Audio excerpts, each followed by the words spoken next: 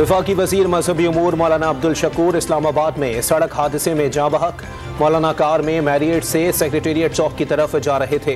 तेज रफ्तार double cabin ने टक्कर मार दी। पुलिस ने गाड़ी में सवार तमाम 5 अफराद को हिरासत में ले लिया। मुफ्ती अब्दुल शकूर बाअमल आलिम और नजरियाती सियासी कारकुन थे। वजीर मजहबी उमूर के तौर पर बड़ी मेहनत से फराइज अंजाम दिए। सदर, वजीर आजम और दीगर का मुफ्ती अब्दुल शकूर के ट्रैफिक हादसे में इंतकाल पर अफसोस का इजहार। IG पंजाब का कच्चे में तालिबान और दहशतगर्दों की पनागाहें मौजूद होने का इंकिशाफ। ताज़ा दम दस्ते और जदीद सामान के साथ ऑपरेशन मजीद तेज करने का आज़म।